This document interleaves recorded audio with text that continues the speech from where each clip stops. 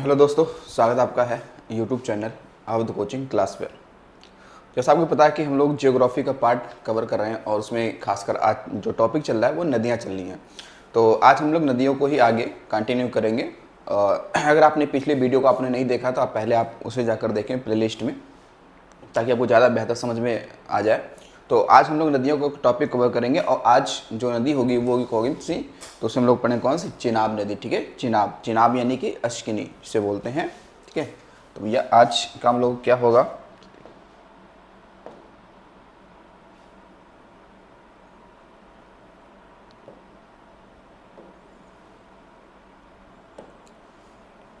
तो आज होगा पहली नदी की, उसका नाम क्या है, तो वह कौन सी, चिनाब।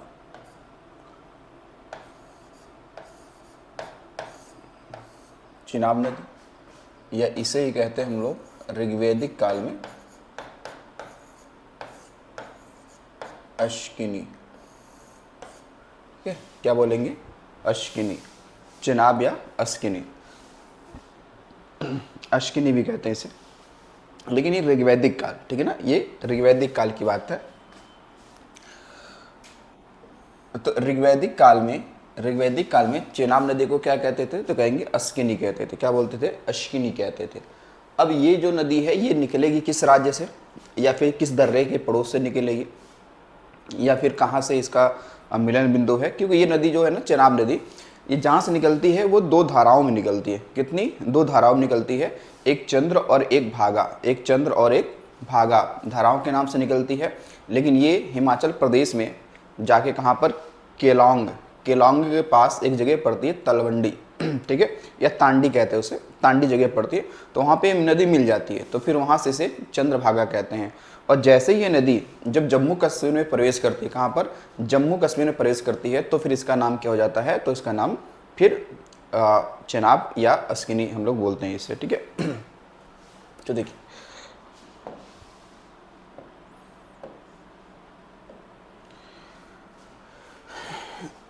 तो इसको हम लिखेंगे कि इसका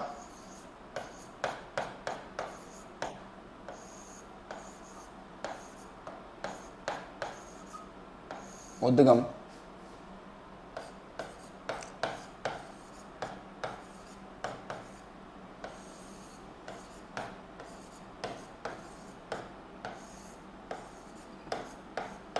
हिमाचल प्रदेश में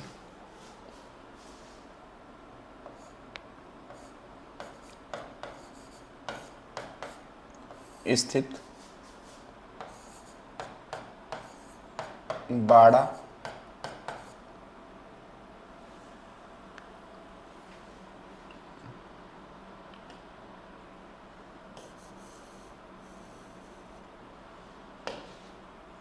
बाड़ा लाचला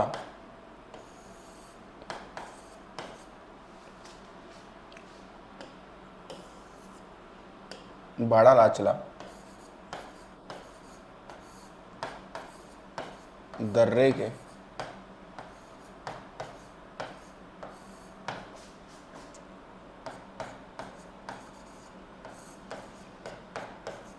दोनों तरफ से, दोनों तरफ से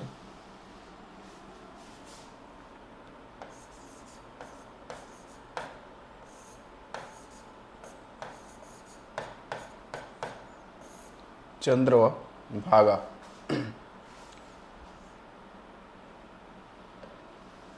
चंद्र और भागा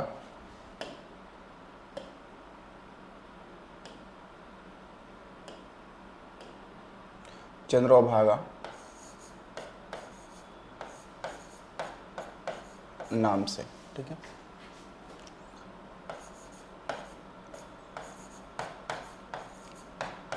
ये दोनों धाराएं, ये दोनों धाराएं हिमाचल प्रदेश, हिमाचल प्रदेश के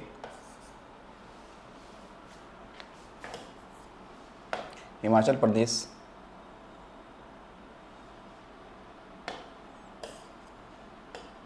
हिमाचल प्रदेश में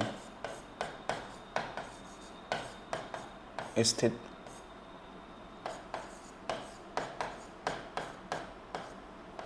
केलोंग के पास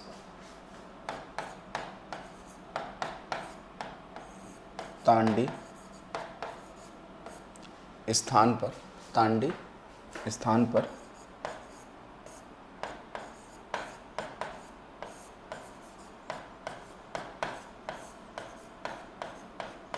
मिल जाती हैं, जिसे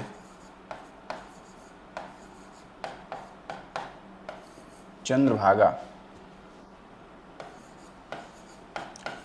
नदी कहते हैं। चंद्रभागा नदी कहते हैं तथा जम्मू कश्मीर में प्रवेश करने पर इसे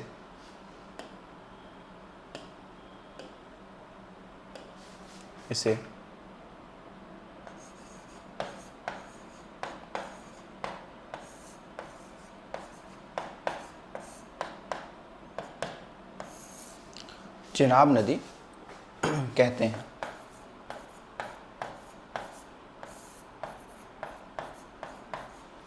यानी कि ये हमें स्पष्टतः समझ में आ गया कि चेनाब नदी को चंद्रभागा कहते हैं। कहाँ पर? हिमाचल प्रदेश में। लेकिन ये पूछा जाए कि चंद्रभागा यानी कि अस्किनी जो नदी है, यानी कि चेनाब जो नदी है, चेनाब नदी है, ये दो नदियों का संगम है क्या? क्या ये दो नदियों का संगम है? तो कहेंगे हाँ, ये दो नदियों का संगम है। कौन कौन सी दो नदियाँ? तो एक का नाम क्या है? एक का नाम है चंद्र और एक का नाम क्या है? भागा। एक का नाम क्या है? चंद्र और एक का नाम क्या है? भागा। तो ये दोनों धाराएं कहाँ पर जाके मिल जाती हैं? तो ये हिमाचल प्रदेश के पास, हिमाचल प्रदेश में एक जगह पड़ती है। कौन सी? तो बताएंगे वो है केलांग। केलांग के पास एक जगह तांडी में ये दोनों आपस में क्या करती हैं? मिल जाती हैं। तो नाम क्या हो जाएगा? चंद्रभागा। नाम क्या हो जाएगा? चंद्रभागा हो जाएगा। लेकिन यही चंद्रभागा नदी जब कहाँ प्रवेश करेगी, कहाँ एंटर करेगी? जम्मू कश्मीर में। तो जम्मू कश्मीर जब ये प्रवेश करेगी तो फिर इस नदी का नाम क्या हो जाएगा? फिर नाम हो जाएगा चेनाब। क्या नाम हो जाएगा? चेनाब। ठीक है। बाकी अस्किनी तो इसे ऋग्वेद में कहते थे, यानी ऋग्वैदिक काल में इसे कहते थे। ठीक है। चलिए यहाँ पे देखिएगा कि जो चेनाब नदी है, चेनाब नदी ये पीर पंजाल पर्वत श्रृंखला के पीर पंजाल पर्वत श्रृंखला के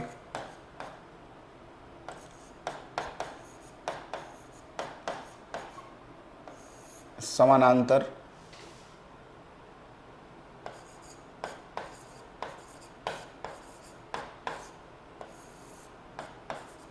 पश्चिम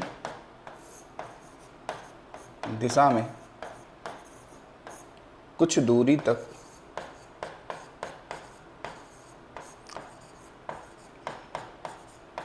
प्रवाहित होती है, प्रवाहित होती है। तो अगर सामने ये हो कि कौन सी वो नदी है जो पीर पंजाल श्रृंखला के समानांतर प्रवाहित होती है, तो हो जाएगी कौन सी? चेनाब नदी। कौन सी हो जाएगी? चेनाब नदी हो जाएगी। ठीक है। देखो जो पीर पंजाल जो पर्वत श्रृंखला है, जो पीर पंजाल जो पर्वत श्रृंखला है, ये मध्य हिमालय का ही क्या है? भाग है। ये मध्य हिमालय का क्या है? और भाग है। आप देखेंगे कि मध्य हिमालय में जितनी भी पर्वत श्रृंखलाएं हों, चाहे वो पीर पंजाल है, चाहे महाभारत श्रेणी हो गया, चाहे आपका कह सकते हैं कि धौलाधर श्रेणी हो गया, इन सब में जो सबसे लंबी पर्वत श्रृंखला है, इनमें जो सबसे लंबी जो पर्वत श्रृंखला है वो कौन सी? पीर पंजाल पर्वत श्रृंखला। इसकी लंबाई काफ़ी है, इसकी लंबाई काफ़ी है। यानी कि सभी श्रृंखलाओं में, हिमालय के सभी श्रृंखलाओं में जो सबसे लंबी श्रृंखला है वो कौन सी है? तो पीर पंजाल श्रृंखला है। ये भी आपको ध्यान रखना है। देखिए अब सवाल ये होगा कि जो ये चेनाब नदी है, जो ये आपकी चेनाब नदी है, ये क्या गॉर्ज का निर्माण करती है क्या? तो जाहिर सी बात है कि जितनी भी पहाड़ी नदियाँ होंगी या पहाड़ों में जितनी प्रवाहित होती नदियाँ, वो गॉर्ज का निर्माण करती ही करती हैं। क्योंकि नदियों की एक विशेषता है कि ये पहाड़ी क्षेत्रों में गॉर्ज का क्या करेंगी, निर्माण करेंगी। तो ऐसे ही चेनाब नदी जम्मू कश्मीर के किश्तवाड़ जिले में क्या करती है, गॉर्ज का निर्माण करती है। गॉर्ज क्या है, तो यानी कि वी आकार की घाटी, कैसी, तो वी आकार की घाटी होती है, उसे हम लोग गॉर्ज कहते हैं, ठीक है ना, थोड़ा बड़ा रूप उसका होता है। तो यहीं पर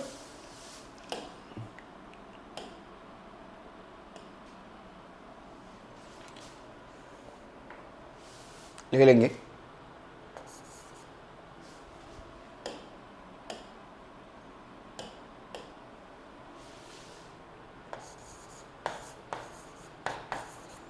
कि चेनाब नदी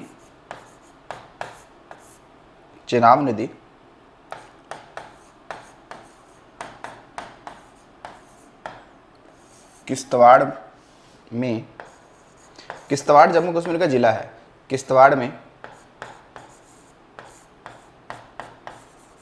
एक गॉर्ज का निर्माण करती है।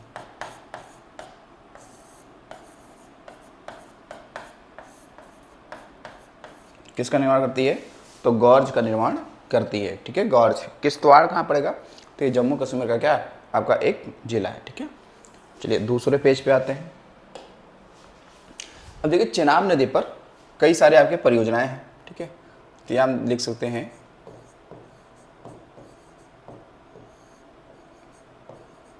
चेनाब नदी पर आपके बांध या परियोजनाएं। देखो जब परियोजनाएं बनती हैं तो जाहिर सी बात है उसमें बांध तो बनेंगे, बांध तो बनेंगे ही बनेंगे। इसमें फेमस कह सकते हैं कि भाई 3 बांध तो बड़ी फेमस हैं, 3 बांध तो परियोजना बड़ी ही फेमस है। देखिएगा चेनाब नदी पर आपको इन तीनों को ध्यान रखना है, इम्पोर्टेंट, ठीक है। कि एक का नाम है बगलिहार, ठीक है, दुलहस्ती और सलाल, ठीक है ना। एक का नाम क्या है यहाँ पे,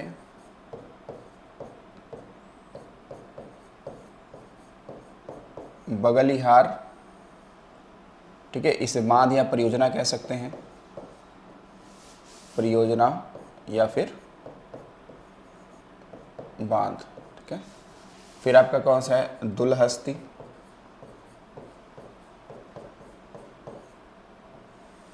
दुलहस्ती बांध या परियोजना। फिर आपका है सलाल, ठीक है। और ये तीनों ध्यान देंगे कि ये तीनों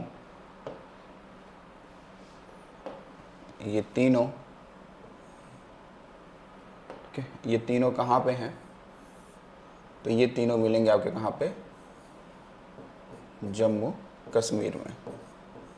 कहाँ पे, जम्मू कश्मीर में। तो ये आपको विशेषता ध्यान रखना है कि जो चेनाब नदी है, इस चेनाब नदी पे कौन कौन से बांध हैं। तो एक है बगलिहार, दुलहस्ती और सलाल। कौन सा है, बगलिहार, दुलहस्ती और सलाल, ठीक है ना, ये है, ठीक है। वैसे चेनाब नदी पे और भी सारे क्या हैं आपके बांध हैं, जैसे कि एक मिलेगा आपका किरू परियोजना, ठीक है, रतले परियोजना, पकलडुम परियोजना, इसे बनेगा, लेकिन वो इनकी सहायक नदियों पे स्थित है, ठीक है। चलिए यहाँ आप देखते हैं कि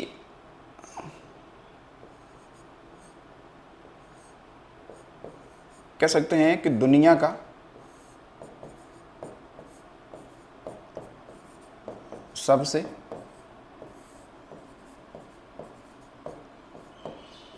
ऊंचा रेलवे आर्च ब्रिज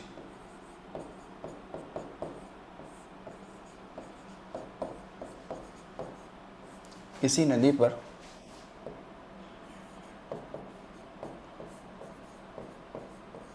बना है जम्मू कश्मीर में। कहाँ बना है, जम्मू कश्मीर में, जम्मू कश्मीर में बना है।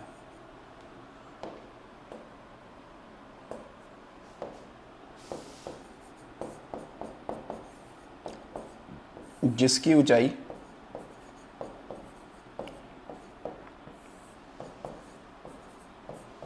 लगभग कितनी है, तो 550 मीटर है। यानी कि एफिल टावर से तो ऊंचा ही है, क्या है, एफिल टावर से ये ऊंचा है, लगभग 3 गुना हाइट इसकी ज़्यादा होगी एफिल टावर से, ठीक है। फिर देखिएगा चेनाब नदी के भी संदर्भ में, ठीक है, देखिए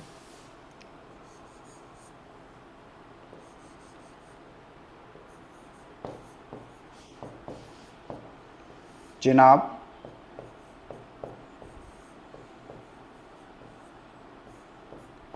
सिंधु की सबसे लंबी सहायक नदी है। एक है सिंधु की सबसे लंबी क्या है, सहायक नदी है, कौन सी, चेनाब, ठीक है। फिर उसके बाद में देखिए जो चेनाब से सवाल ये भी पूछा गया है आपसे कि चेनाब जो नदी है, चेनाब नदी इसी के कह सकते हैं कि उत्तर में, या ये कह सकते हैं कि जो हड़प्पा सभ्यता का काल है, यानी कि हड़प्पा सभ्यता जो भी स्थल मिले हैं उनमें से एक जगह कौन सा, मांडा, जो कि इसी के किनारे है, क्या है, इसी के किनारे है, यानी कि हड़प्पा सभ्यता का सबसे उत्तरी विस्तार किस नदी के किनारे है, तो बढ़ाएंगे ये चेनाब नदी के किनारे है, जो कि मांडा जगह पड़ता है। वर्तमान में ये लद्दाख वाले एरिया में पड़ता है, पहले जम्मू कश्मीर था, अब लद्दाख में हो गया। तो यहाँ पे ये ध्यान रखेंगे हम लोग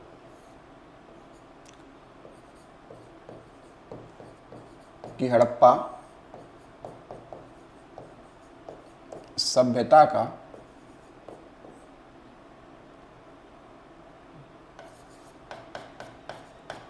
उत्तरी विस्तार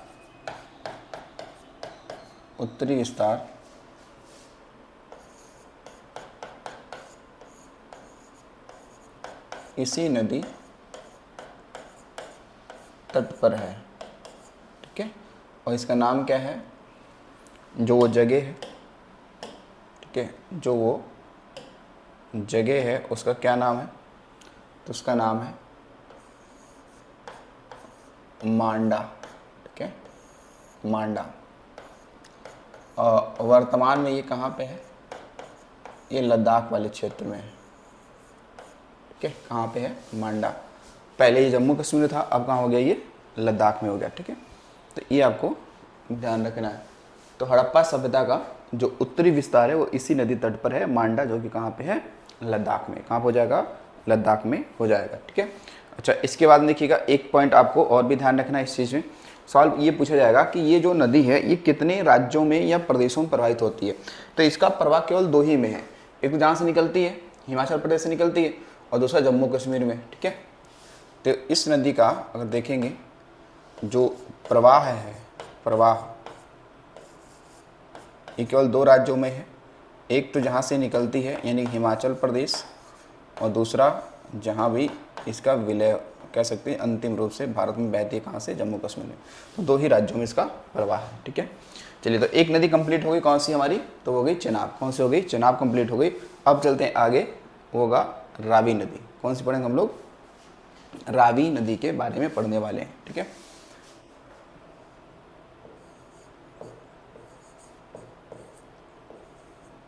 रावी नदी, अब रावी नदी को ऋग्वैदिक काल में इसको परशुनी नदी कहते थे, ऋग्वैदिक काल में परशुनी नदी कहते थे। वैसे इसे लाहौर नदी भी कहते हैं, क्योंकि लाहौर जो शहर है ना वो इस नदी के किनारे है, तो इसे लाहौर नदी भी कहते हैं, ठीक है ना। इसे और नाम क्या देते हैं हम लोग, तो इसे हम लोग नाम देते हैं लाहौर नदी भी नाम देते हैं, ठीक है। इसे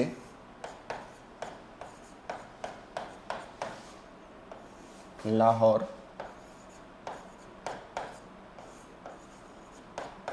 नदी भी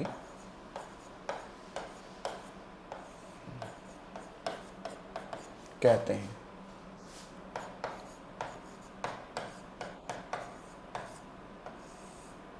क्योंकि ये शहर क्या है, इसी नदी तट पर है, ठीक है, तट पर, इसीलिए। इस नदी का अगर हम लोग उद्गम देखते हैं, उद्गम, तो इसका उद्गम है हिमाचल प्रदेश,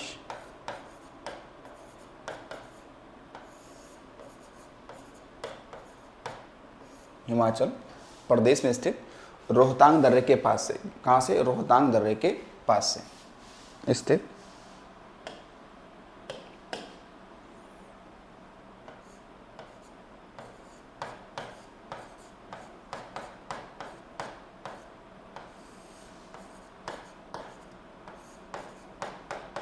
ठीक है। रोहतांग दर्रे से क्या होता है? इसका उद्गम होता है। किसका? रावी नदी का। किसका होगा? रावी नदी का होगा। ठीक है। अच्छा, इसके बाद हम देखेंगे तो ये जो रावी नदी है ये जाके कहाँ मिल जाएगी? ये चेनाब में जाके मिलेगी, पाकिस्तान में जाके मिलेगी। सराय सिंधु एक जगह पड़ता है, सराय सिंधु, खासकर वहाँ जाके मिलती है। तो ये लिखेंगे जो रावी नदी है, रावी, ये चेनाब से, तो वो चेनाब से मिलेगी प्रत्यक्ष रूप से। कैसे मिलेगी? ये चेनाब से तो कैसे मिलेगी? प्रत्यक्ष रूप से मिलेगी। ठीक है। लेकिन ये ध्यान रखेंगे कि अगर हम बात करेंगे कि इनडायरेक्ट किससे मिलेगी ये, तो ये सिंधु से मिलेगी। किससे मिलेगी? इनडायरेक्ट ये सिंधु से मिलती है। ठीक है। तो चेनाब से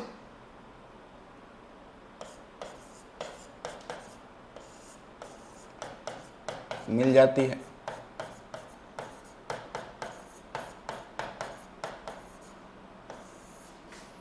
पाकिस्तान के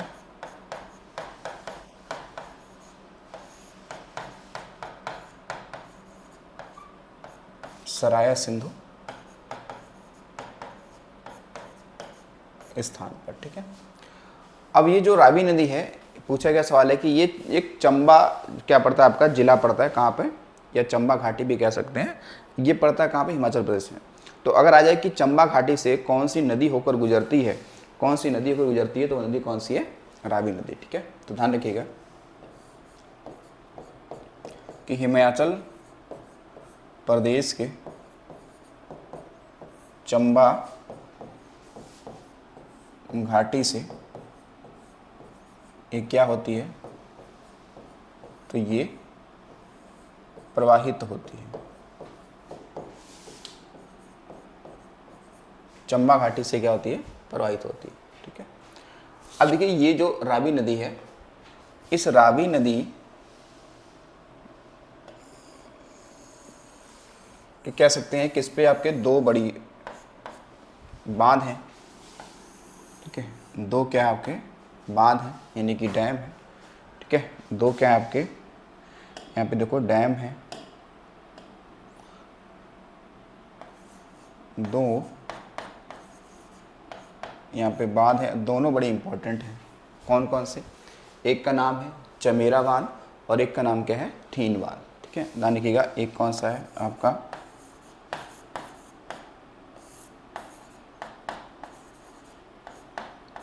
चमेरा बांध, और दूसरा को कौन सा है? दूसरा है आपका ठीन बांध। अच्छा, इस जो ठीन बांध है, जो ये ठीन बांध है, इसका एक क्या है? अन्य नाम भी है। इसका क्या एक का नाम है? इसे कहते हैं राजा रणजीत सिंह, या केवल रणजीत सिंह भी बांध कहते हैं इसे। ठीक है ना। इसे क्या बोलेंगे? इसे हम लोग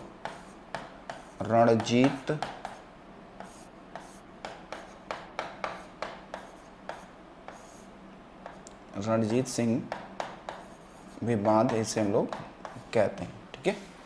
अब देखो जो चमेरा बांध है, जो चमेरा बांध है, ये हिमाचल प्रदेश के चंबा जिले में है। कहाँ पे है? हिमाचल प्रदेश के चंबा जिले में स्थित एक शहर है डलहौजी, खासकर वहाँ पे। ठीक है। तो इसको अगर हम लोग बात किया जाए, देखिएगा कि ये कहाँ पे है, तो बताएंगे ये हिमाचल प्रदेश के चंबा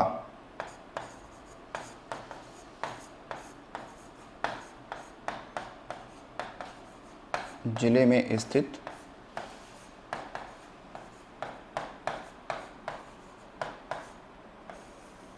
डलहौजी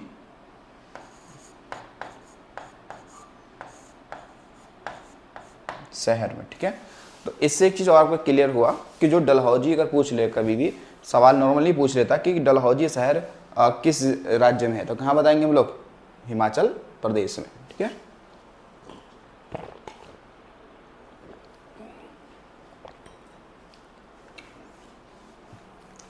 ठीक है, तो कहाँ बताएंगे हम लोग, यहाँ बताएंगे।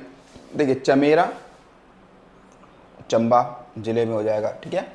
जो 3 बांध है ये आपके कहेंगे कि ये पंजाब में है, जैसे नाम से इसके दूसरे वाले नाम से लग रहा है, इसके दूसरे वाले नाम से लग रहा है। जब लिखा है ना रणजीत सिंह बांध, तो इसके नाम से लग रहा है कि हाँ कि कहाँ पर होना चाहिए, तो ये पंजाब में है। तो ये कहाँ पे है, तो ये पंजाब के पठानकोट जिले में है ये।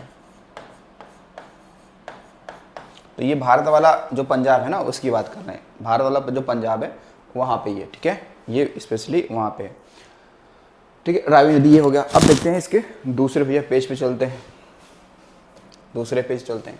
अब देखो हम लोगों ने खासकर हिस्ट्री में या फिर वैसे सामान्यतः पढ़ते रहते हैं युद्ध के बारे में, ठीक है। परुषणी नदी किनारे जो युद्ध लड़ा गया था ना, 10 राग युद्ध, कौन सा, 10 राग युद्ध लड़ा गया था, ठीक है। 10 राजाओं और सुदास के बीच लड़ा गया था, नहीं 10 राजाओं और सुदास के बीच लड़ा गया था। तो यहीं पर हम लोग लिखते हैं एक कि 10 राग युद्ध,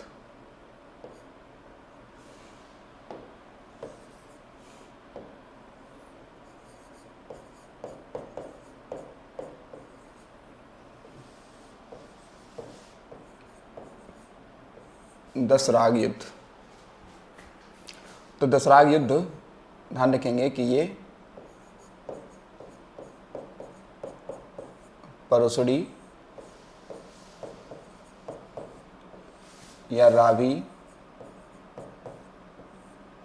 नदी तट पर लड़ा गया था, ठीक है। दसराग युद्ध जो है वो परसुड़ी या रावी नदी तट पर क्या गया था, लड़ा गया था।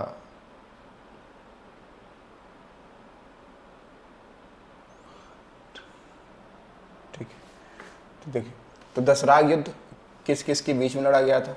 अगर सवाल ये हो कि भाई ये किसके किसके बीच में लड़ा गया था, तो कह सकते हैं कि एक तरफ क्या थे, एक तरफ कौन से, तो 10 राजा, एक तरफ 10 राजा थे, ठीक है ना, और एक तरफ क्या थे आपके सुदास, कौन है, तो एक तरफ थे सुदास, कौन है, सुदास हैं, ठीक है। तो अब जो 10 राजा थे इनकी तरफ जो प्रेरक ऋषि थे जो लीड कर रहे थे या फिर जो अब कुछ बता रहे थे कैसे युद्ध लड़ना है जीतना है, ठीक है ना। तो 10 राजाओं की तरफ से इनकी तरफ से जो प्रेरक ऋषि कौन थे,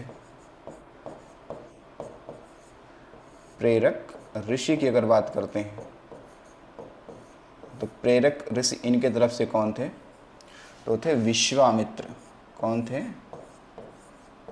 विश्वामित्र, ये इनकी तरफ से थे, ठीक है। और सुदास की तरफ से प्रेरक ऋषि कौन थे, इनकी तरफ से प्रेरक ऋषि, इनके तरफ से प्रेरक ऋषि कौन थे, तो थे वशिष्ठ, कौन थे, वशिष्ठ, ये थे, कौन थे, वशिष्ठ थे। तो अब इसमें हुआ क्या, इससे हुआ क्या, तो इसमें क्या हुआ, तो देखो तो कहेंगे इसमें जो सुदास थे ना ये जीत गए थे, ठीक है ना। सुदास क्या थे, ये थे विजेता, ठीक है। और 10 राजा मिलके लड़े और ये हार गए, ठीक है ना। 10 राजा मिलके लड़े और ये हार गए, ठीक है। जैसे आपने सुना होगा कौन सा युद्ध, खासकर बक्सर का युद्ध, कौन सा, बक्सर का युद्ध। जैसे आपने देखा था बक्सर का युद्ध कब हुआ था, तो 1764 में हुआ था, जिसमें 3 राजा एक तरफ थे, अवध के नवाब, बंगाल के नवाब और दिल्ली के नवाब, तीनों एक तरफ थे और अकेला कौन था, रॉबर्ट क्लाइव। तो रॉबर्ट क्लाइव ने इन तीनों को क्या कर दिया, हरा दिया था, ठीक है। तो वैसे यहाँ पे हो रहा है। अच्छा, जो ये दसराग युद्ध है क्या इसका उल्लेख ऋग्वेद में है, तो कहेंगे हाँ ऋग्वेद में है। तो जो ऋग्वेद का 7वां मंडल है ना, तो 7वें मंडल में इसका क्या उल्लेख किया गया है, ठीक है ना। ये ध्यान रखेंगे किसने, तो 7वें मंडल में किया गया था, ठीक है। तो चलो देखते हैं तो ये आप लिख सकते हैं यहाँ पे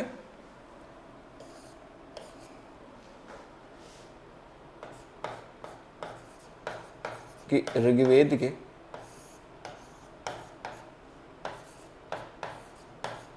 सातवें मंडल में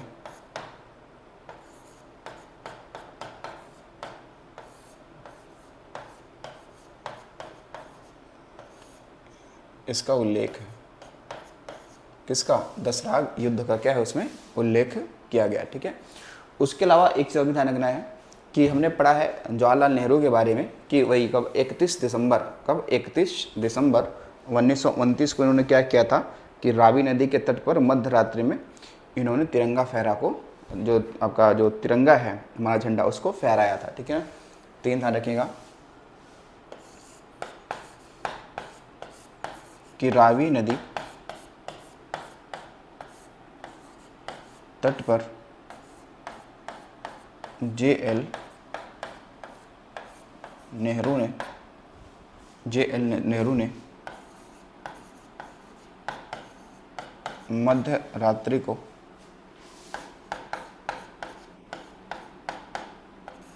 तिरंगा झंडा को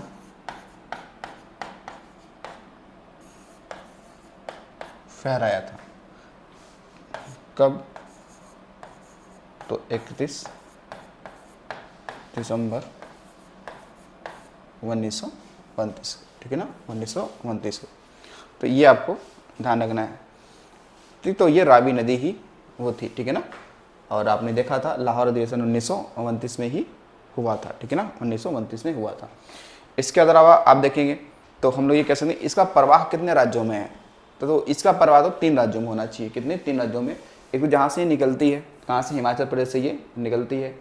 उसके अलावा ये और कहाँ जाएगी? तो जम्मू कश्मीर में। और कहाँ पे? तो पंजाब में, क्योंकि पंजाब में भी तो बांध एक बना था। कौन सा? थीन बांध, जैसे रणजीत सिंह भी बात कहते थे। ठीक है, ध्यान रखना कि जो रावी नदी है, रावी नदी, इसका जो प्रवाह है वो कितने? तो 3 राज्यों में है। कौन कौन से? तो एक बताएंगे हिमाचल प्रदेश, जम्मू कश्मीर, और एक कौन सा आपका है? तो पंजाब है। कौन सा है? तो पंजाब है। कौन सा है? पंजाब है। ठीक है, अब देखो रावी नदी के किनारे आपको सुना होगा कि जो जहांगीर हैं, कौन है? जहांगीर हैं, और उनकी जो पत्नी है नूरजहां, इन दोनों का मकबरा लाहौर में इसी नदी के तट पर है। ठीक है, यहीं पर लिखेंगे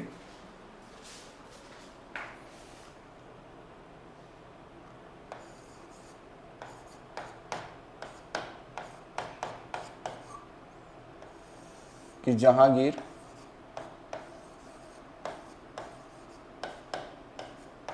और नूरजहां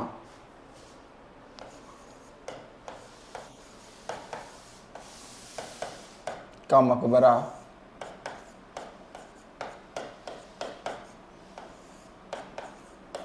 लाहौर के सहदरा में, लाहौर में सहदरा में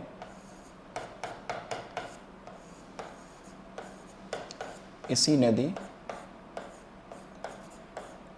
तट पर है। ठीक है ना, इसी नदी तट पर है। ठीक है, और बताया जाता है कि इन दोनों के मकबरे के बीच से एक रेलवे लाइन भी निकाली गई है। तो ये शायद पीसीएस में यूपी पीसीएस में सवाल पूछा गया था कि किन वो 2 लोगों का मकबरा है जिनके बीच से रेलवे लाइन भी निकाली गई है। रेलवे लाइन भी निकाली गई है, तो उसमें हो जाएगा कौन? तो ये नूरजहां, और कौन जाएंगे? जहांगीर। तो वैसे जहांगीर का ज़्यादा पूछा गया है कि जहांगीर का मकबरा कहाँ है, तो हम लोग बताएंगे कहाँ पे है। तो वो हो जाएगा लाहौर में हो जाएगा। स्पेशली जगह कौन सा है? तो शहदरा है। कौन सा हो जाएगा? शहदरा हो जाएगा। अब देखो रावी नदी के किनारे ही तो, रावी नदी के किनारे ही तो हड़प्पा सभ्यता स्थित है। जो हड़प्पा सभ्यता जो स्थल है, जो स्थान है, वो रावी नदी के किनारे ही है। ठीक है ना, और जबकि सिंधु नदी किनारे कौन था, तो सिंधु नदी किनारे आपका मोहनजोदड़ो था। तो ये लिख सकते हैं कि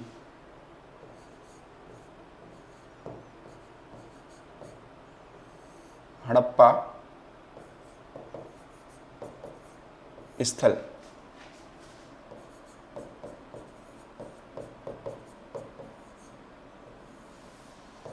पाकिस्तान का एक आपको प्रांत पड़ेगा, कौन सा, खासकर पंजाब, ठीक है।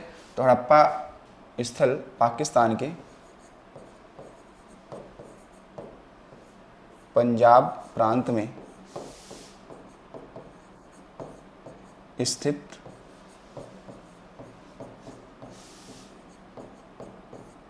मांटगोमरी जिले में, मांटगोमरी जिले में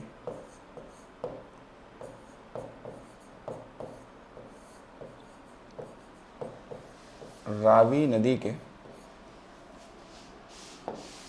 तो ध्यान रखना रावी नदी के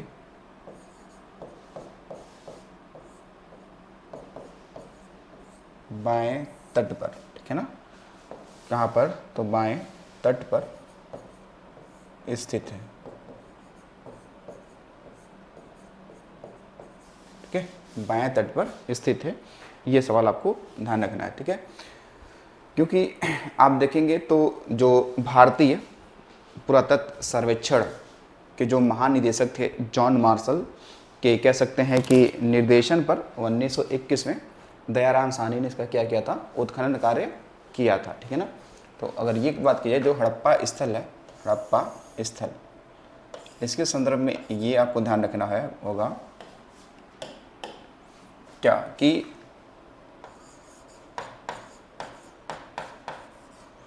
भारतीय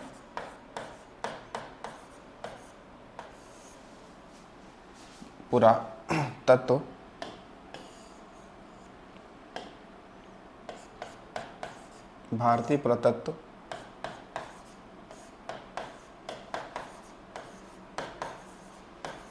एवं सर्वेक्षण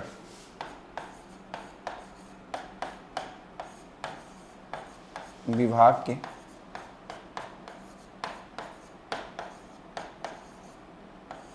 महानिदेशक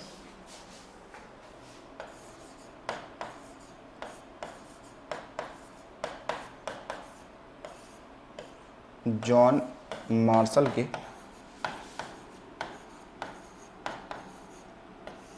निर्देशन पर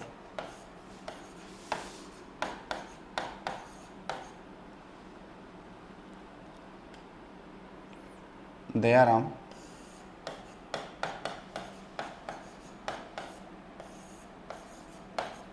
साहनी ने 1921 में किया था, ठीक है। तो ये देखिए सवाल जब पूछे ना कि किसके निर्देशन में हुआ, अगर सवाल आ जाए कि जो हड़प्पा स्थल है इसकी जो खुदाई है ये किसके निर्देशन पे हुआ, तो सही आंसर होगा जॉन मार्शल, ठीक है। किसके द्वारा कराया गया, किसके द्वारा कराया गया, तो वो कौन होंगे, दयाराम साहनी द्वारा, ठीक है ना, दयाराम साहनी। तो जो भारतीय पुरातत्व सर्वेक्षण विभाग है, इसका काम होता है कि भारत में पुरास्थलों को खोजना, ठीक है ना। तो इसके पहले जो कह सकते हैं महानिदेशक थे वो थे अलेक्जेंडर कनिंघम, तो अलेक्जेंडर कनिंघम को हम लोग मानते हैं क्या, भारतीय पुरातत्व के जनक मानते हैं उन्हें, ठीक है, ठीक है। ये बात हमने यहाँ तक लिख ली है। अब देखो हड़प्पा जो स्थल है ये क्या है, हड़प्पा सभ्यता का दूसरा यानी कि सेकंड सबसे बड़ा स्थल है, सबसे बड़ा स्थल है। पहला कौन है, तो मोहनजोदड़ो, यानी हड़प्पा सभ्यता का सबसे बड़ा स्थल कौन सा है, मोहनजोदड़ो, और सेकंड कौन सा है, तो है आपका कौन सा, हड़प्पा स्थल है, ठीक है। लेकिन भारत में सबसे बड़ा हड़प्पा सभ्यता का स्थल कौन सा है, तो है राखीगढ़ी, जो कि हरियाणा में, ठीक है। और क्योंकि ये ऑल ओवर, क्योंकि हमने बताया हड़प्पा सभ्यता का विस्तार लगभग कई देशों में, भारत में भी है, अफगानिस्तान में भी है और पाकिस्तान में भी है, यानी कि इन 3 देशों में है। लेकिन इन 3 देशों में जो सबसे बड़ा हड़प्पा सभ्यता का स्थल है वो कौन सा है, मोहनजोदड़ो है। सेकंड कौन सा है, आपका हड़प्पा स्थल है। लेकिन अगर पूछे स्पेशली कि भारत में सबसे बड़ा कौन सा है हड़प्पा सभ्यता स्थल, तो वो राखीगढ़ी हो जाएगा। कहाँ पर? हरियाणा में। ठीक है, कौन सा? वो हरियाणा वाला हो जाएगा। ठीक है। अच्छा, अब देखो यहाँ पे कई बार लोगों का कन्फ्यूजन हो जाता है कि हड़प्पा जो सभ्यता है या हड़प्पा जो स्थल है, इसका कह सकते हैं कि सबसे पहले उल्लेख किसके द्वारा किया गया था। ठीक है ना, ये बहुत इंपॉर्टेंट पॉइंट है। देखिए,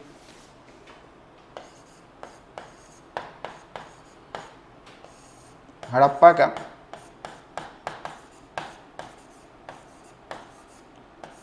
सर्वप्रथम उल्लेख 1826 में चार्ल्स मेनन ने किया था। ठीक है ना,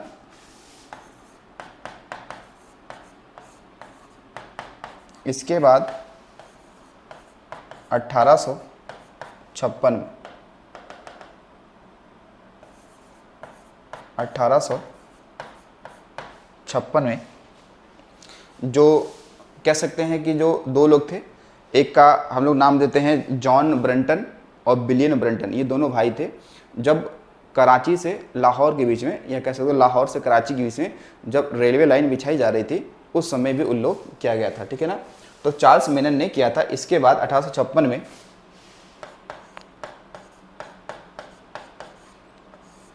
लाहौर से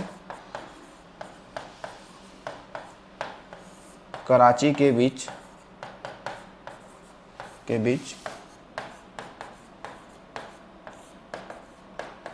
रेलवे लाइन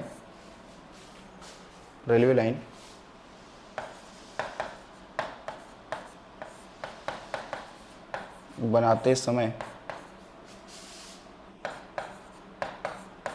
विलियम ब्रंट और विलियम, देखो ये दोनों भाई थे, विलियम ब्रंट, और एक का नाम था कह सकते हैं विलियम ब्रंट और जॉन ब्रंट। ठीक है ना,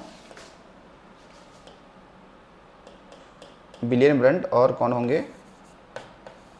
जॉन ब्रंटन। तो इन दोनों लोगों ने किया था। ठीक है ना, तो इसको भी आपको ध्यान रखना है। तो देखिएगा, हड़प्पा सभ्यता जो स्थल है, ये इस नदी की किस तट पर है? तो बताएंगे बाएं तट पर स्थित है। ठीक है, चलिए अगले पेज पे देखते हैं।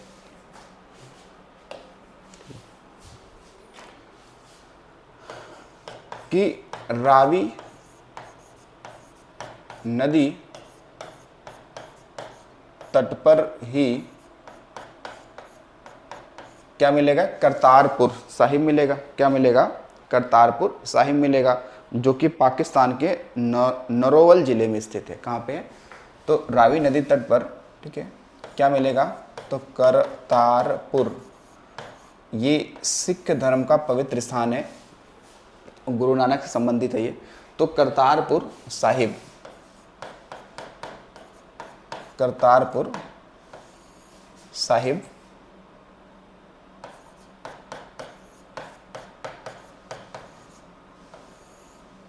पाकिस्तान के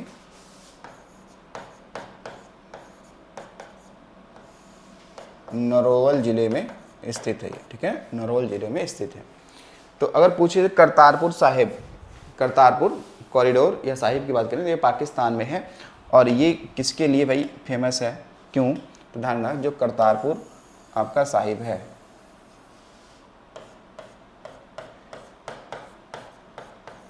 ये गुरु नानक से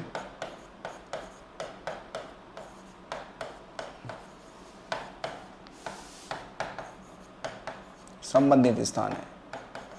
ठीक है, बताया जाता है कि जो गुरु नानक हैं, उन्होंने यहीं पर काफ़ी समय तक, लॉन्ग टाइम समय तक क्या है, इन्होंने यहाँ पे विश्राम किया, और जो सिख धर्म है उसकी स्थापना यहीं से करते हैं। ठीक है ना, और करतारपुर साहिब से ही भारत में एक जगह पड़ता है डेरा बाबा। ठीक है ना, डेरा बाबा। ठीक है, तो ये ध्यान रखना कि करतारपुर साहिब से लगभग 5 किलोमीटर दूरी पर आपको क्या मिलेगा, तो डेरा बाबा मिलेगा, डेरा बाबा स्थान। ठीक है, तो इधर है ये रावी नदी के संबंध में। ठीक है, तो करतारपुर साहिब पूछ ले, करतारपुर जो साहिब है जहाँ पे गुरु नानक देव ने क्या किया था, सिख धर्म की स्थापना किया था, सिख धर्म की स्थापना की थी, वो कहाँ पे है, ये किस नदी के किनारे है, तो पाकिस्तान में और रावी नदी के किनारे। कहाँ पे, रावी नदी के किनारे हो जाएगा। ठीक है, चलो अब चलते हैं अगली नदी के बारे में पढ़ेंगे। वो नदी होगा कौन सी हमारी, तो उस नदी का नाम होगा व्यास। नदी कौन सी होगी, व्यास। नदी कौन सी भाई, व्यास, या इसे हम लोग कहते थे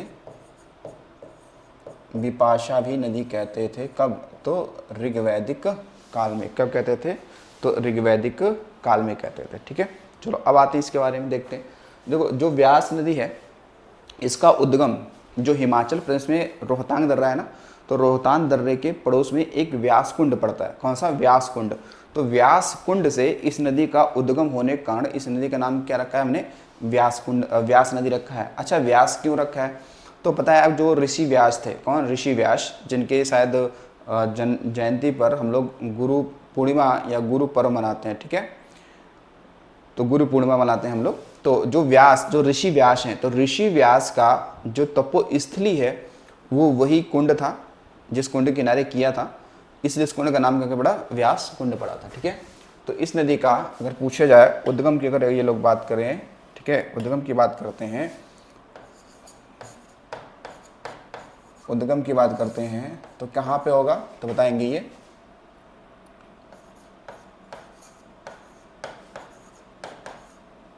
हिमाचल प्रदेश, हिमाचल प्रदेश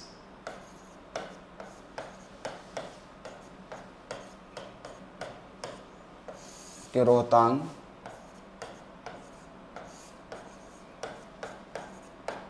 दर्रे के पास, रोहतांग दर्रे के पास कहाँ से होगा, तो व्यास कुंड से।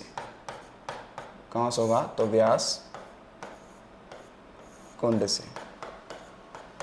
तो इस कुंड का नाम व्यास कुंड क्यों पड़ा है, क्योंकि जो ऋषि व्यास थे, जो ऋषि व्यास हैं उनके तपोस्थली क्या है, वो कुंड के पड़ोस में जो जगह है वही है। ठीक है, अच्छा देखो व्यास नदी के बारे में ध्यान रखना कि कुल्लू घाटी में, किस घाटी में, तो कुल्लू घाटी में क्या होती है, प्रवाहित होती है। किसमें, कुल्लू घाटी में क्या होती है प्रवाहित होती है।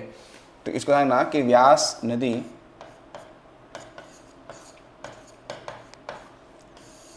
कुल्लू घाटी में प्रवाहित होती है।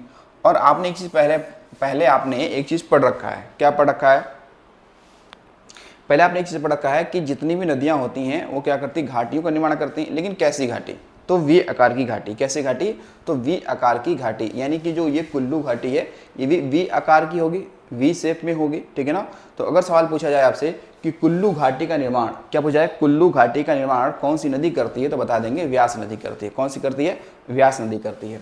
वैसे ये भी देखेंगे जो व्यास नदी है ये धौलाधर श्रेणी को काटते हुए कई सारे गॉर्ज का निर्माण करती है, जैसे लारगी हो गया। ठीक है ना, लारगी, ठीक है, पूछा गया सवाल है कि लारगी, और फिर कांतो भी एक है, लारगी और कांतो, ये दोनों आपके जो गॉर्ज हैं इसका निर्माण कौन सी नदी करती है, तो वो व्यास ही करती है। ठीक है, तो यहीं पर इसको लिख लें कि धौलाधर श्रेणी में, धौलाधर श्रेणी में, अच्छा धौलाधर श्रेणी किसका पार्ट है, तो ये मध्य हिमालय का पार्ट है। तो धौलाधर श्रेणी में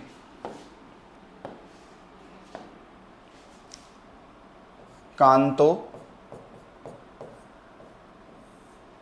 व लारगी, कांतो व लारगी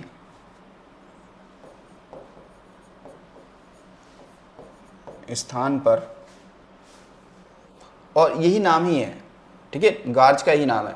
तो धौलाधर श्रेणी में कांतो व लारगी स्थान पर, ठीक है, क्या करेगी, तो गॉर्ज का निर्माण करती है।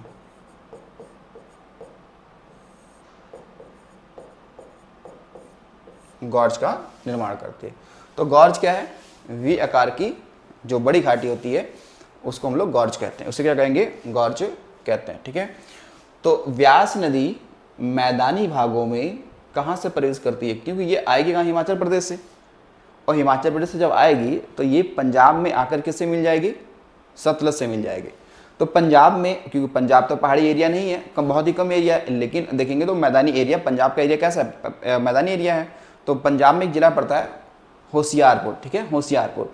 तो होशियारपुर जिले के पास में एक तलवंडी नामक स्थान या तलवाड़ा नामक स्थान पड़ता है, वहाँ पे प्रवेश करती है। तो ध्यान रखना कि व्यास नदी जो है, व्यास नदी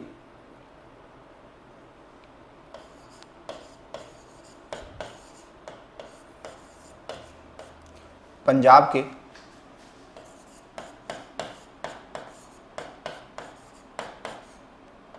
होशियारपुर जिले के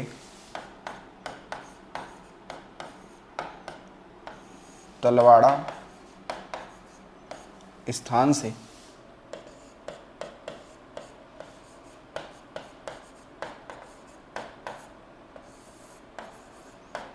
मैदानी भागों में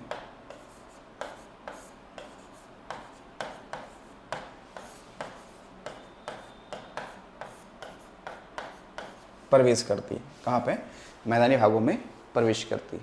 ठीक है, तो व्यास नदी के संबंध में ये हल्की सी बात आपको इतना क्या रखना है, ध्यान रखना है। ठीक है, अब देखो जो व्यास नदी है ये कह सकते हैं सिंधु की 5 सहायक नदियों में एकमात्र ऐसी नदी है जो केवल भारत में प्रवाहित होती है, यानी कि वो पाकिस्तान में नहीं जाती है। ठीक है, सिंधु की अन्य जो सहायक नदियां हैं जैसे झेलम, रावी, व्यास, सतलज, ठीक है ना, जैसे कौन सी होगी, झेलम, चेनाब, रावी और सतलज, ये 4 नदियां जो फेमस हैं, बड़ी नदियां, सिंधु की सहायक नदियां, ये पाकिस्तान में जाके मिलती हैं। जबकि व्यास नदी है वो भारत में ही उसका उद्गम है और भारत में ही उसका क्या है, विलय है, किसमें, सतलज नदी में। ठीक है, कहाँ पे, पंजाब के हर के बैराज या हर के स्थान पे होता है। ठीक है, तो यहाँ पे ये लिखेंगे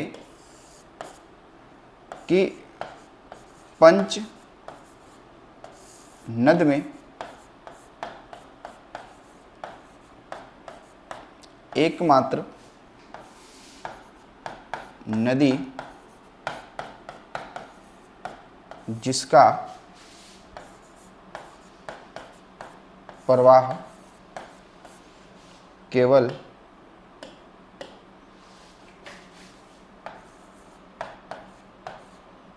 भारत में है।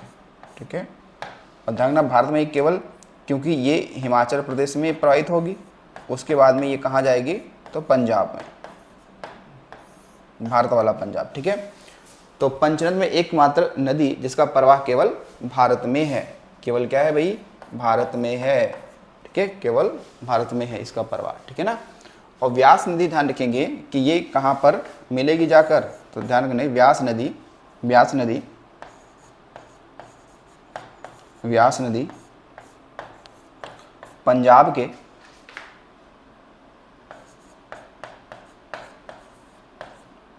हरिके, हरिके हालांकि गांव है, ठीक है ना, हरिके स्थान पर सतलज, सतलज नदी में क्या करती है, ये मिल जाती है। ठीक है ना, और जब मिल जाती है तो यहीं क्या बना है, हरिके बैराज, क्योंकि अब जहाँ पे 2 नदियाँ मिलेंगी तो जाहिर सी बात है कि वहाँ पे जल की जो क्वांटिटी होगी वो ज़्यादा हो जाएगी। जब ज़्यादा हो जाएगी तो वो जल वेस्ट ना जाए, इससे अच्छा कि उस अधिक जल को हम लोग क्या करें, सही जगह पे यूज कर ले, सिंचाई के रूप में या अन्य प्रकार की चीज़ों में, लाइट विद्युत बनाने में यूज कर ले उसका। तो ये चीज़ हमें ध्यान रखना है इस चीज़ का कि जो ये नदियाँ जब दोनों आपस में मिलती हैं तो वहाँ पे हरिके बैराज बना हुआ है। ठीक है, यहीं पे लिखेंगे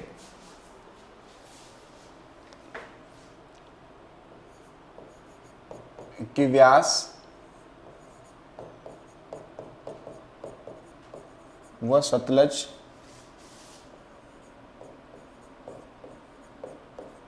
नदियों के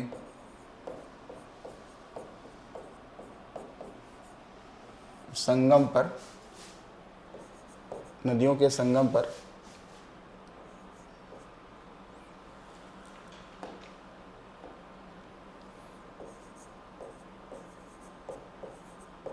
पंजाब में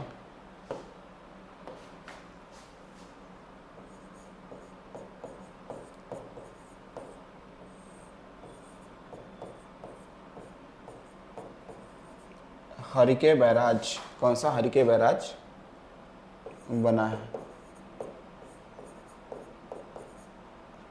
तो हरिके बैराज कहाँ बना है? पंजाब में बना है। हरिके एक गांव है, मतलब उसी गांव में बना हुआ है। हरिके क्या है? एक गांव है, ठीक है। यहाँ पे दो नदियों का संगम है। अब देखो ये जो हरिके बैराज है, तो हरिके बैराज से ही, हरिके बैराज से कह सकते हैं तो इंदिरा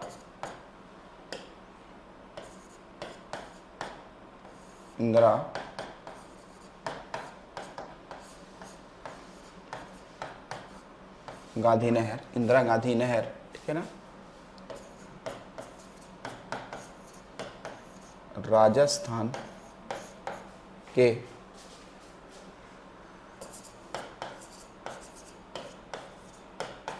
पश्चिमी भाग से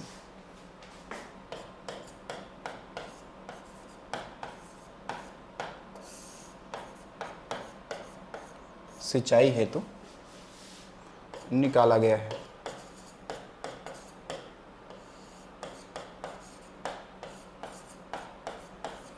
सिंचाई हेतु क्या किया गया है? निकाला गया है। तो ये आपसे पूछ लेगा कि जो इंदिरा गांधी जो नहर है ये कहाँ से निकाला गया है? तो ये जो पंजाब से निकाला गया है। किस बैराज से?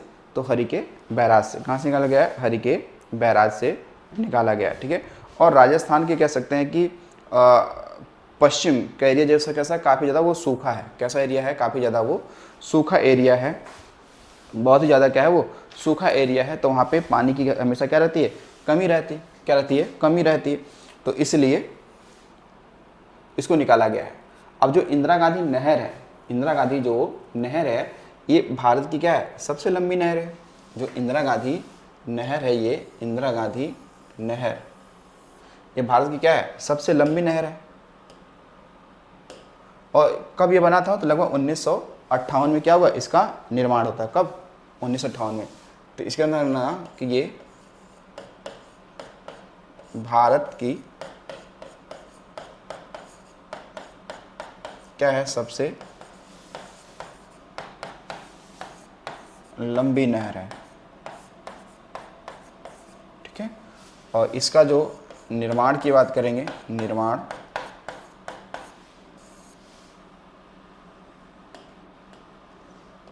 कब होगा?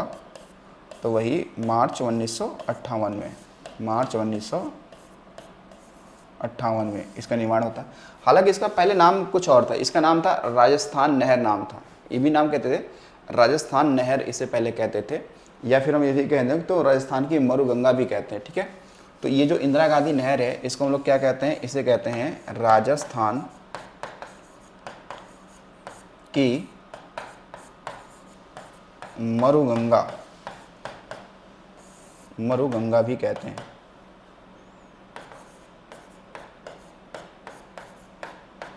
देखो मरु मतलब हो गया मरुस्थल, मरु मतलब क्या हो गया? मरुस्थल। और तो मरुस्थल की गंगा किसे कहते हैं?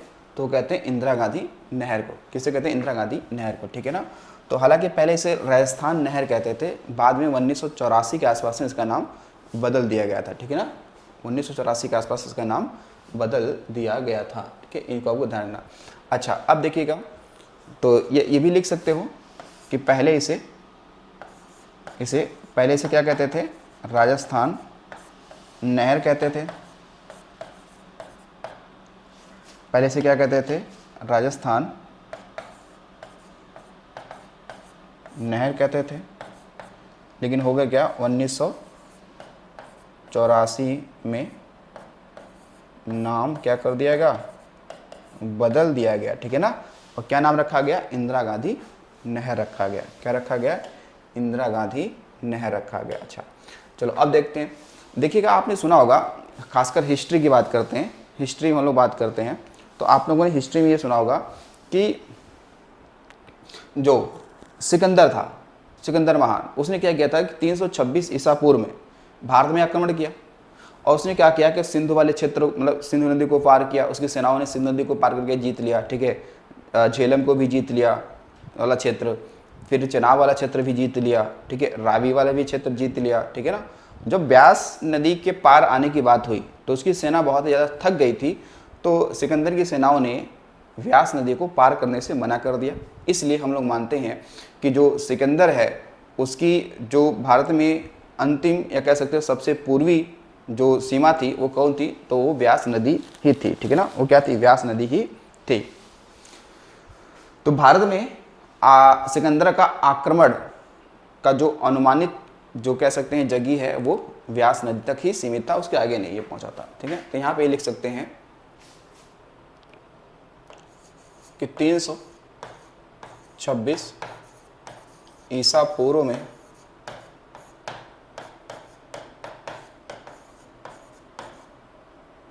सिकंदर, ठीक है,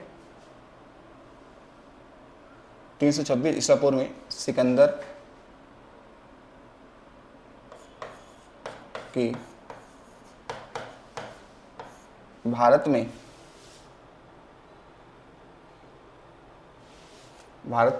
सिकंदर 326 ईसा पूर्व में सिकंदर की भारत में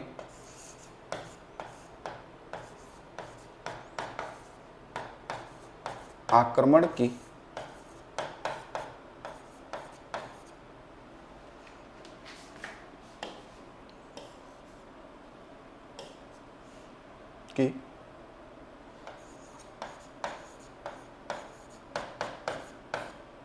अनुमानित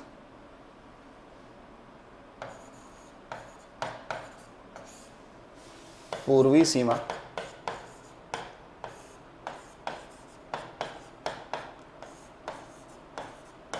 व्यास नदी ही थी,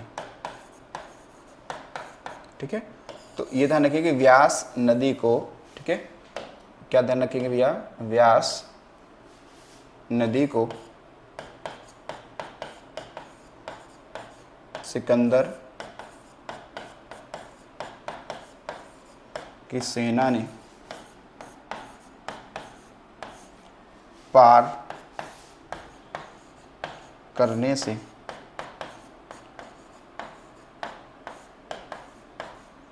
मना कर दिया और यहीं से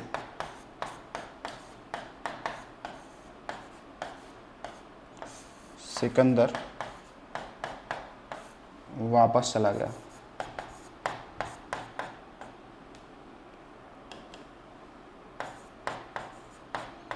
वापस चला गया था, ठीक है ना। ये सिकंदर क्या हुआ, यही सिकंदर वापस चला गया था, ठीक है। तो ये आपको ध्यान रखना है, किसके संबंध में रखना है, तो इसके संबंध में रखना है आपको, तो व्यास नदी के बारे में इतना ध्यान रखना है, ठीक है। तो सिकंदर की सेना ने किस नदी को पार करने से मना कर दिया, व्यास। यानी कि सिकंदर का भारत में आक्रमण कहाँ तक हुआ, व्यास नदी तक हुआ। उसके बाद में भारत वो नहीं आया, ठीक है, क्योंकि उनकी सेनाओं को कई सारी नदियों को क्या करना पड़ता था, क्रॉस करना पड़ता था, पार करना पड़ता था। इसलिए सिकंदर की सेना बहुत ज़्यादा थक चुकी थी, इसलिए उन्हें व्यास नदी को पार करने से मना कर दिया, ठीक है ना, मना कर दिया। तो ये हमने किसके बारे में पढ़ लिया है, व्यास के बारे में, ठीक है ना। यानी सिंधु नदी तंत्र में जो अगली नदी होगी वो होगी कौन सी, सतलज, और वही अंतिम नदी होगी। फिर आगे हम लोग गंगा के बारे में बात करेंगे, ठीक है। तो आज हमने देख लिया टोटल 3-4 नदियों के बारे में, यानी कि सबसे पहले हमने देख लिया किसके बारे में, चेनाब, फिर रावी और फिर व्यास नदी के बारे में, ठीक है ना। तो अगर व्यास नदी की बात करते हैं, क्या व्यास नदी पर कोई बांध बना है, तो अगर बांध की बात करेंगे तो आप बांध भी यहाँ पे लिख सकते हैं, ठीक है ना भाई। बांध की बात करें तो बांध के बारे में यहाँ लिख सकते हैं कि हाँ, कि इस नदी पर भी तो मतलब नदी है तो बांध तो बनना ही होगा, ठीक है। तो एक है आपका, देखिएगा, पोंग, ठीक है। एक कौन सा है, तो पोंग एक बांध है, पोंग बांध। ये कहाँ है, तो ये हिमाचल प्रदेश में है, ठीक है। ये कहाँ है, हिमाचल प्रदेश में है, आपको ध्यान रखना है। एक और भी बांध है जिसे हम लोग कहते हैं पडो या देहर बांध, हालांकि वो भी यहीं पे है, ठीक है ना। ये हो गया पहला, ठीक है, ये हो गया पहला। सेकंड देखिएगा, एक है देहर या पडोंग बांध, ठीक है ना। ये भी कहाँ पे है, ये भी हिमाचल प्रदेश में है। कहाँ पे भैया, हिमाचल प्रदेश में, ठीक है, हिमाचल प्रदेश में। तो इन सभी को ध्यान रखना आपको, ठीक है। तो चलिए मिलते हैं अगले वीडियो में, अगली नदियों के संदर्भ में बात करेंगे। तो आज के लिए इतना ही, तो थैंक्स फॉर वॉचिंग।